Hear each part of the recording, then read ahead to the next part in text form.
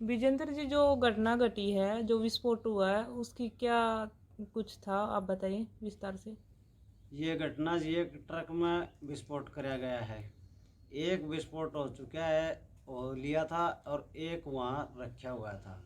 Police की team आई है, उसने वाक़ा भी देखा है, मौके के ऊपर बम विस्फोट होया है, सब कुछ देखा है। जिसमें 7 टीम आई हैं, झोझू कला थाने से भी आई है, और बारडा से डीएसपी भी आया है, और झज्जर से भी आई है, रोहतक से भी आई है, और भिवानी से भी, दादरी से भी।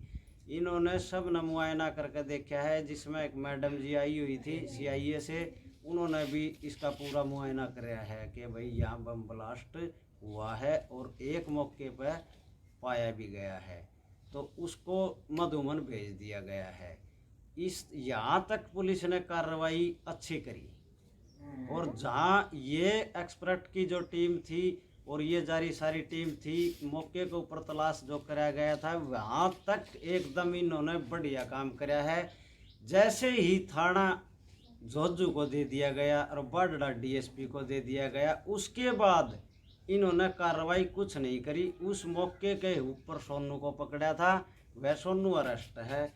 उसके बाद तो इन्होंने किसी को गिरफ्तार नहीं किया, हमारे ऊपर ही दबाव बनाया। कभी रिश्वत मांगते हैं, कभी मेरी के घरवाली को गाली गलौज करते हैं, और कभी मेरे भाई के ऊपर दबाव बनाते हैं। कभी ओम प्रकाश का लड़का हमारे को धमकी देकर जा रहा है, आके तेरा घर में, तेरा ट्रक में ब्लास्ट करवा दिया है, और तेरा घर में भी ब्लास्ट कराएंगे, और हम इसी डाल तरह बालका पे भी ब्लास्ट करवा देंगे। तारा कोई भी वजूद नहीं है हमारे सामने लड़ने का। तो जी अभी तक पुलिस ने कोई कार्रवाई नहीं की क्या सर? पुलिस ने कार्रवाई उसी दिन करी है जो करी है 14 तारीख को। 14 के बाद में पुलिस ने कोई कार्रवाई नहीं। 14 के बाद में तो पुलिस अपना पेट भर कर बैठी है, और उन्होंने कोई भी देखने का कोई काम कार्य आगे नहीं चलाया है। हमने एसपी साहब का 3-3 दरखास्त लगा दी है कि एक तो ट्रक मामले की तो एसपी साहब के साथ जा ही रही है। जिसके बाद है कि राजेश आप कुमार पुलिस स्टेशन में जाते हो, वहाँ पे पुलिस वालों का रवैया कैसे रहता है सर? पुलिस स्टेशन में जी उस दिन के बाद में बहुत गंदा रवैया रहा है, और उन्होंने हमारी भी तौहीन करी है। हमसे उन्होंने ये रिश्वत भी मांगी है, 2 लाख रुपया। मेरी घरवाली गाड़ी की मालिक होती है, ये भी वहाँ पर गई है सुपरदारी के काम के लिए, दोबारा जाना पड़ा। न एक बार मैं गया, एक बार मेरी घरवाली गई।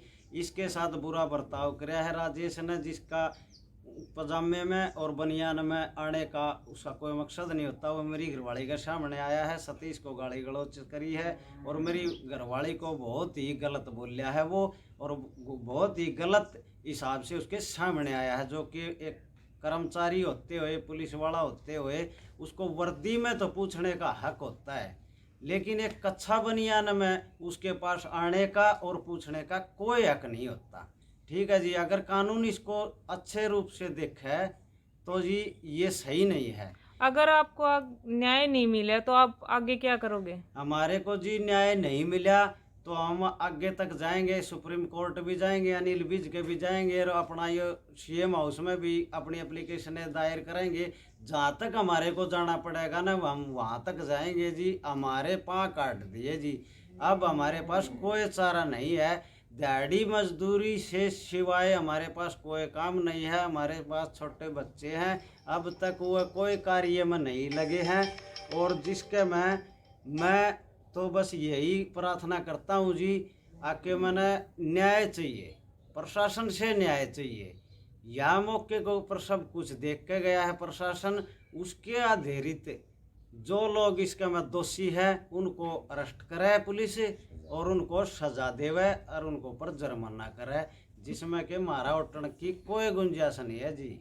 आपका एक ट्रक ही जरिया था जी कमाई का? मारा तो जी बिल्कुल एक ट्रक के जरिया था। मैं तो लगभग 30 साल से अपने इस ट्रक के ही जरिए से अपनी रोजी रोटी चला रहा था। ट्रक का नंबर बताइए सर। ट्रक का नंबर है 446E3562 है जी। लीलैंड का ट्रक है, यो 14 टायरी ट्रक है, पीले रंग का कलर है, और ये ट्रक है जी। सर, ट्रक में क्या क्या नुकसान हुआ?